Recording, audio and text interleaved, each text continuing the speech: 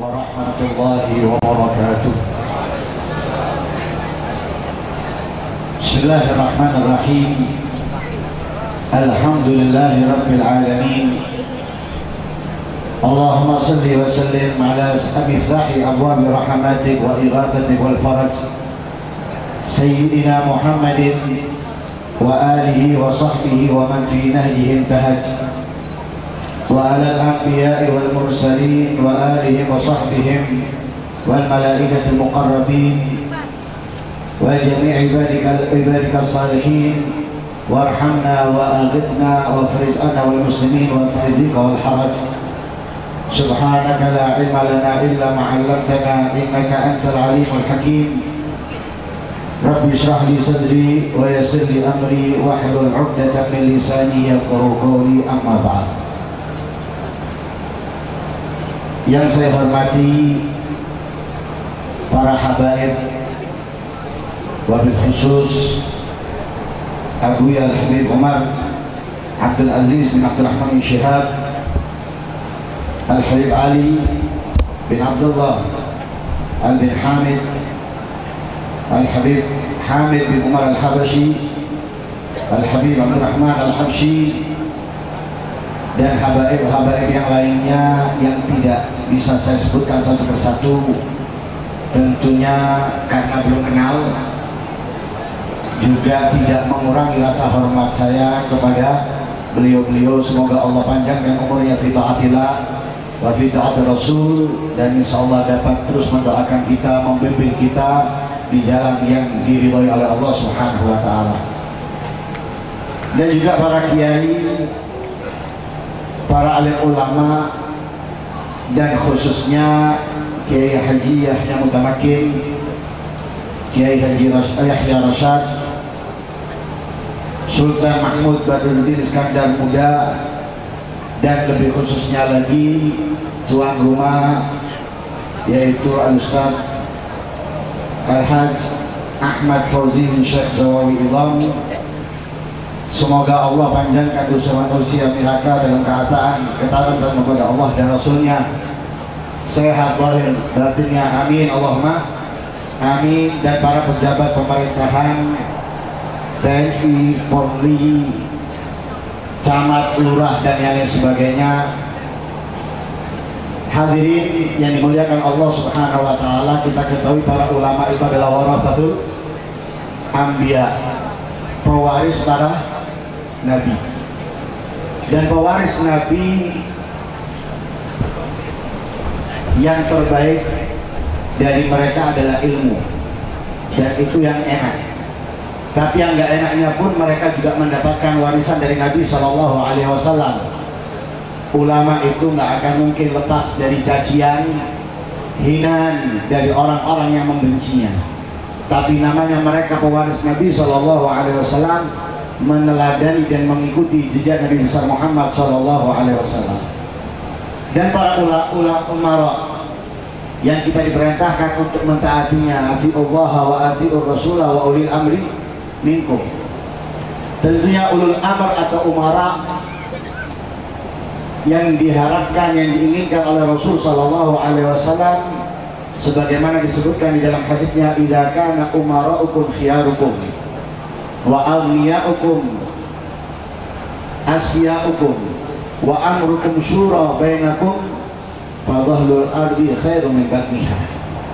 Jika para ulama itu menjadi yang terbaik di antara kalian, dan orang-orang kaya yang paling dermawan, dan urusan di antara kita itu penuh dengan musyawarah dan sharing, insya Allah hidup di dunia lebih baik daripada di alam barzakh. Tapi kita harus tahu bagaimana sifatnya umara yang terbaik. Sifatnya umara yang terbaik itu adalah al-umara, khairul umara man sahibal ulama wa syarrul umara man baghadal ulama.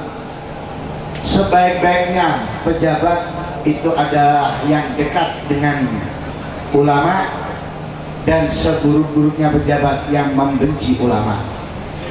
Semoga pejabat di daerah kita, khususnya Palembang dan semua negeri kita Indonesia, menjadi pejabat yang mencintai ulama, yang selalu merujuk segala urusannya kepada para ulama. Amin Allahumma amin. Yang sudah jadi maupun yang akan jadi, amin Allahumma amin.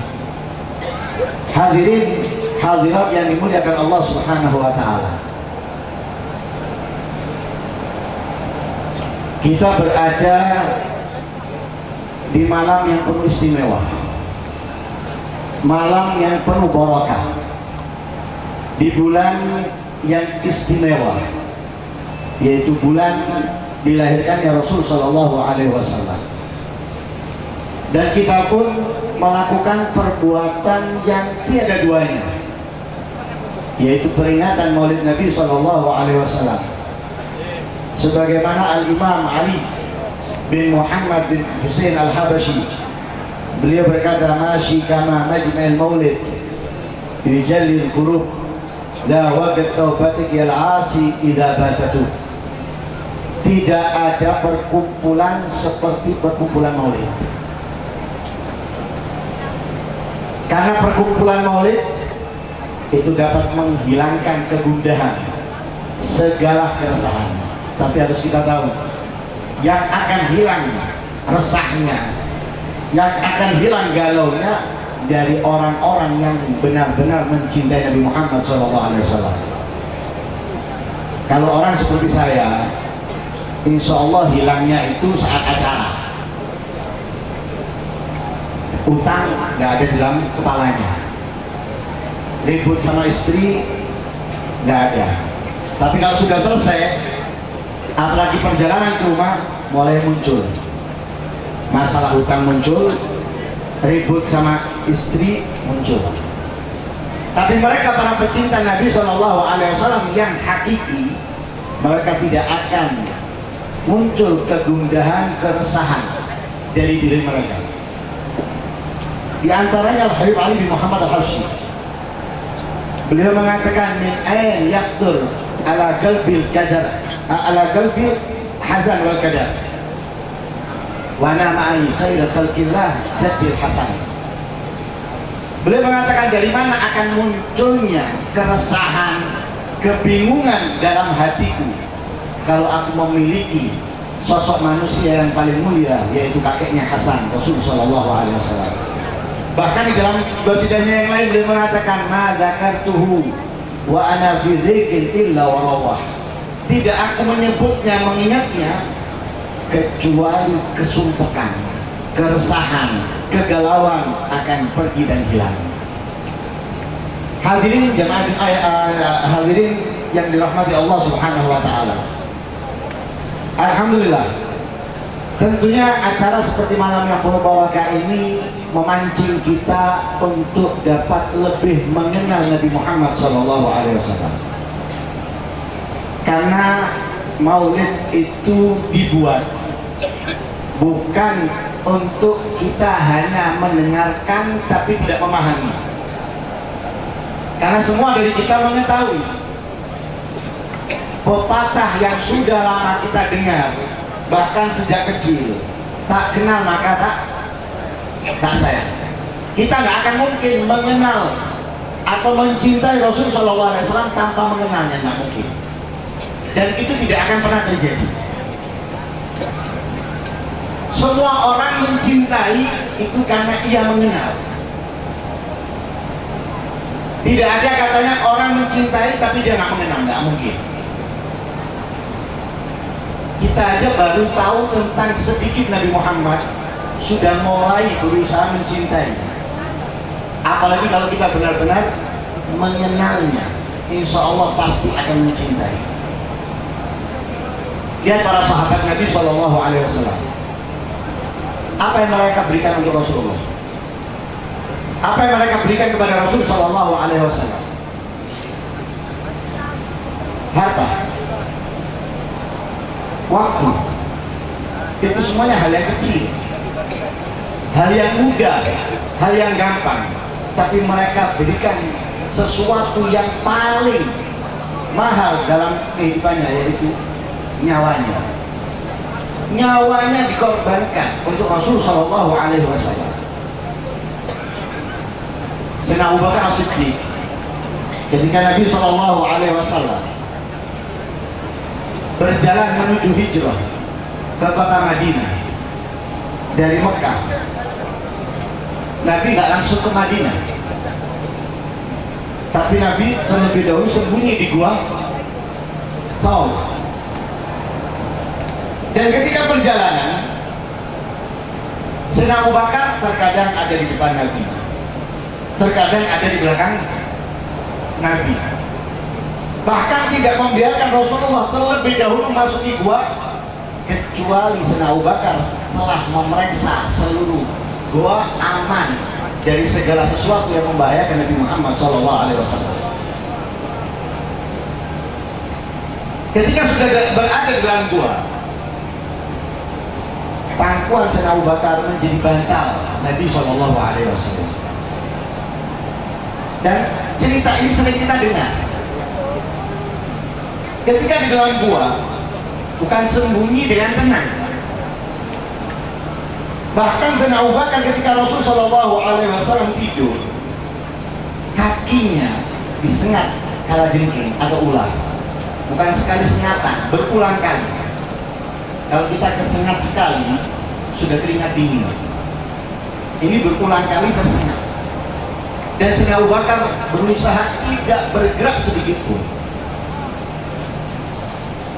Kita kalau kaget, kalau terkejut, itu bisa nggak kita nggak bergerak? Hah? Para hadirin, sudah ngantuk? Kalau kita terkejut, bisa nggak kita nggak bergerak? Hah? Bayangkan Sayyidina Abu Bakar terkejut dengan disengat tapi nggak bergerak. Karena begitu besar rasa cintanya kepada Rasul Shallallahu Alaihi Wasallam. Kalau kita disengat ular, nggak kita langsung obati. Membuat kita apa? Membuat kita apa? Sehat. Woi, membuat kita apa? Mati. Tapi beliau tidak memperdulikan umurnya, nyawanya, demi Rasul Shallallahu Alaihi Wasallam agar bisa beristirahat dengan tenang. Belum lagi Sayyidina Umar bin Khattab. Pernah suatu ketika Sayyidina Umar mengatakan kepada Rasul Shallallahu Alaihi Wasallam, "Anta ahabbu ilayya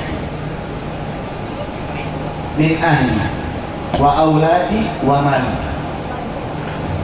Wahai Rasulullah, engkau lebih aku cintai daripada istriku, anakku, hartaku,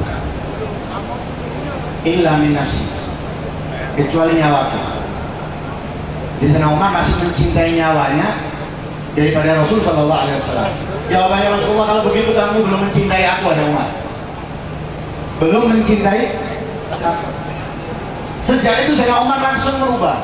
Anta ahab ilayya min nafsi wa mali wa ahli wa nas ajma'in. Sejak saat ini ya Rasulullah, engkau lebih aku cintai dari nyawaku, hartaku, keluargaku, dan semua manusia. Itu baru dinamakan cinta. Karena orang cinta ini akan rela mengorbankan yang paling berharga, dan yang paling berharga akan menjadi hina demi yang dicintainya. Karena itulah Habib Umar bin Muhammad bin Salim bin Habib, beliau menyatakan dalam maulidnya, ya ulama, ainal muhibbuna alladhina alaihimu badlun nufusi ma'an nafaisi hana. Orang yang mencinta itu akan rela mengorbankan yang paling berharga yang dia miliki, dan itu akan menjadi hina demi orang yang dicintainya. Karena itu hadirin, kalau bahasanya anak muda zaman dulu, insya Allah tahun 90-an, ya, tahun 90 atau 80-an, itu sampai merubah sesuatu yang bau dan tidak layak dimakan, dinamakan apa? Rasa coklat. Hah? Saya nggak sebutkan apa dia biasa disebutkan. Hah? Sampai dinyatakan rasa coklat, padahal megang nggak ada yang mau, nyium nggak ada yang mau, apalagi mencicipinya. Megang nggak ada yang mau, nyium nggak ada yang mau, apalagi mencicipinya. Itu dikatakan apa? Menjadi rasa coklat. Masuk akal. Itu semuanya apa? Demi yang dicintai. Semoga perkumpulan kita ini bisa menumbuhkan rasa cinta kita kepada Rasul Sallallahu Alaihi Wasallam. Dan perlu kita memang sering mendengarkan cerita-cerita tentang Nabi Sallallahu Alaihi Wasallam. Kenapa? Karena itu yang dapat menguatkan kita untuk ittiba dengan Nabi Muhammad. Allah menceritakan kepada Nabi Muhammad semua cerita para nabi, para rasul kepada Nabi Muhammad. Semuanya. Wa kullan naqussu 'alaika min amba'ir rusul ma nuthabbitu bihi fu'adak. Semuanya wahai Muhammad, apa yang engkau butuhkan telah aku ceritakan daripada ceritanya para rasul, para nabi. Tujuannya nuthabbitu bihi fu'adak, memantapkan hati, jiwa di dalam menyampaikan apa yang seharusnya disampaikan. Karena itu para ulama, mereka sabar dicaci, mereka sabar difitnah, mereka sabar dimusuhi karena mereka mengenal Nabi Muhammad. Mereka tahu tentang cerita Nabi Muhammad. Dan di dalam Maulid juga disebutkan ibu dia yakfu wala yu'aqib wa in khusima yasmut wala yujawib. Nabi itu kalau diganggu memaafkan, tidak membalas, tidak dendam. Kalau dikaji, difitnah, dimusuhi, Nabi diam, tidak mengklarifikasinya. Yasmut wala yujawib. Ada perbedaan antara yasmut dan yasmut. Kalau dalam bahasa Arab itu kan ada sonata, ada sakata. Kalau sakata itu, kalau menggunakan kata sakata, itu berarti diamnya karena takut. Diamnya karena takut menggunakan kata sakata. Tapi kalau menggunakan kata yasmut atau sonata, itu diamnya bukan karena takut. Diamnya itu adab dan akhlak. Jadi adabnya Nabi, akhlaknya Nabi kepada yang mencacinya, kepada yang memfitnahnya, Nabi itu diam. Karena adab dan akhlak, bukan karena takut. Dan mereka mau membacanya, mereka mengetahuinya, karena itu mereka dicaci, difitnah, diam. Malah justru mereka akan mendoakan yang memfitnahnya, sebagaimana Nabi SAW ketika berada di Taif, dilempar, dicaci, dihina, jawabannya Nabi, Allah mahdi qawmi fa'inahum ya'lamun fa'inahum la ya'lamun. Padahal Nabi sudah memiliki satu senjata yang bisa menghabiskan mereka semuanya. Apa? Malaikat datang kepada Nabi menawarkan untuk menghabiskan mereka, tapi Nabi mengatakan tidak. Justru mendoakan Allah mahdi qawmi fa'inahum la ya'lamun. Dan kita bodoh. Kita selama ini menghadiri maulid, terkadang kita nggak mengetahui artinya. Padahal untuk mengetahui artinya maulid sekarang ini mudah dan sudah banyak terjemahannya. Justru malah kita ini lebih mengenal selain Nabi Muhammad daripada Nabi Muhammad. Hadirin, yang bisa menyelamatkan kita siapa? Lapar, ngantuk atau haus? Hadirin, yang bisa menyelamatkan kita siapa? Hah? Allah atau Nabi Muhammad? Hadirin, siapa yang bisa menyelamatkan kita? Yang bisa menyelamatkan kita Nabi Muhammad. Kita menjadi istimewa karena siapa? Karena Nabi Muhammad. Kemudian kenapa kita mengidolakan yang lain? Kenapa kita lebih mencintai yang lain? Kita sebagai orang tua, coba kita perhatikan anak kita. Coba kita tanya anak kita, mereka lebih mengenal siapa? Nabi Muhammad atau pemain bola? Mereka lebih mengenal siapa?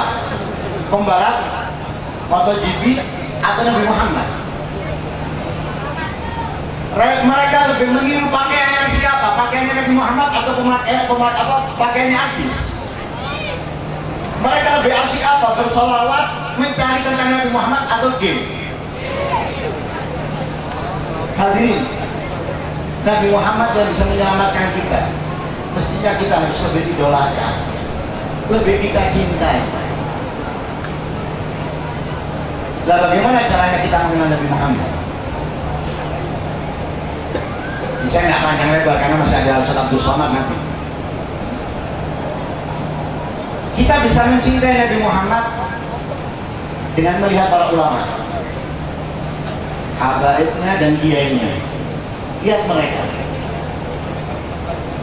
Melihat mereka itu gambaran Nabi Muhammad. Gambaran dari Nabi Muhammad. Kenapa hidupnya Nabi Muhammad jauh? Sudah 1400 tahun yang lalu. Sedangkan kita tidak melihat Nabi Muhammad. Mungkin kita membaca sifatnya Nabi Muhammad, akhlaknya Nabi Muhammad, perangainya Nabi Muhammad. Tapi bagaimana kenyataannya? Lihat mereka para ulama.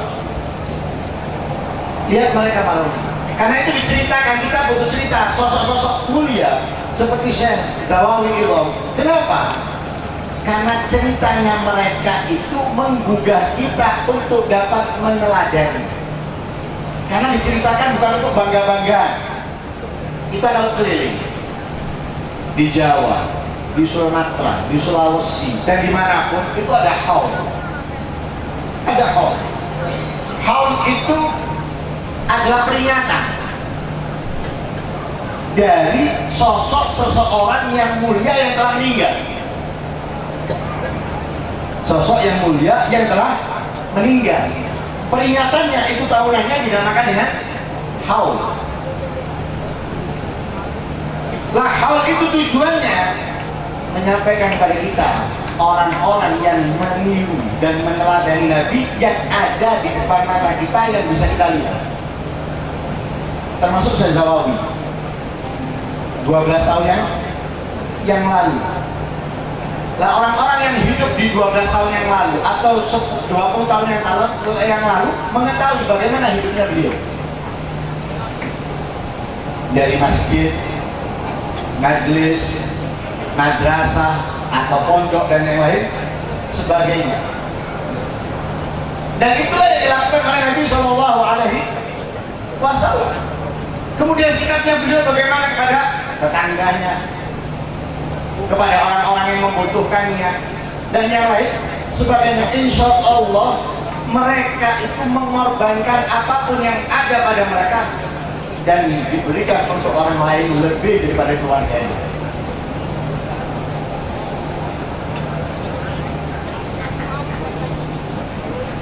Hadirin, kalau kita mengetahui sosok seorang guru itu memang benar lebih daripada orang tua. Karena itu guru itu orang tua yang terbaik, yang paling utama. Orang tua yang melahirkan kita atau mertua itu hanya bisa memberikan kebahagiaan dunia atau kesenangan dunia. Tapi kebahagiaan dunia akhirat itu yang memberikan guru. Guru. Lah guru ini lebih mengutamakan muridnya bahkan daripada keluarganya. Dan itu kalau kita lihat mereka meneladani Nabi Muhammad. Nabi Muhammad setiap malam mendoakan siapa? Mendoakan umatnya. Setiap malam yang didoakan Nabi Muhammad itu adalah umatnya. Bahkan ketika salah satu istrinya meminta doa kepada Nabi dan didoakan, senang, gembira. Dan Nabi setelah mendoakan dan melihat istrinya gembira, apa yang ditanyakan kepada Nabi pada istrinya? Bahagia engkau dengan doa ini? Iya ya Rasulullah. Bagaimana aku tidak bahagia dengan doa yang istimewa ini? Jawabannya dia, ketahuilah, doa seperti ini setiap malam yang aku panjatkan untuk umatku. Dan itu yang dilakukan oleh para ulama. Jangan dikira mereka itu tidak mendoakan kita, kita beruntung memiliki sosok-sosok ulama ini, beruntung. Termasuk tadi disebutkan dalam menakibnya. Bagaimana beliau mendoakan murid didoakan murid. Begitulah Nabi Shallallahu Alaihi Wasallam, bahkan sampai di akhir hayatnya yang diingat adalah umatnya. Lah kita perlu meneladani Nabi lewat para ulama. Karena itu jangan jauh-jauh daripada para ulama, karena mereka adalah contoh dari Nabi Muhammad Shallallahu Alaihi Wasallam. Jadi kita mencontoh mereka karena mereka telah mencontoh Nabi Muhammad Shallallahu Alaihi Wasallam. Hadirin yang dirahmati Allah Subhanahu Wa Taala, lah diperingati haul tujuannya itu banyak, supaya kita bisa meneladani dan juga kita mengingat yang terbaik. Sesuatu yang terbaik yang kita tinggalkan itu bukan harta. Yang terbaik bukan harta, karena harta justru bisa menjadi malapetaka, bumerang untuk kita. Tapi kalau kita tinggalkan ilmu, sesuatu yang manfaat, maka itu sangat menguntungkan untuk kita. Semoga Allah Subhanahu Wa Taala panjangkan umur kita fi ta'atillah wa fi ta'atil Rasul, dapat mencintai para ulama, dapat menggapai keberkahan daripada para ulama, dapat dekat dengan para ulama, dicintai oleh para ulama, dan semoga Allah Subhanahu Wa Taala panjangkan usia mereka sampai dapat membimbing kita ke jalan yang diridhoi, dicintai oleh Allah Subhanahu Wa Taala dan Rasulnya, dan menjadikan kita orang-orang yang bisa memberikan kemanfaatan kepada yang lainnya. Amin Allahumma amin. Wassalamualaikum warahmatullahi wabarakatuh.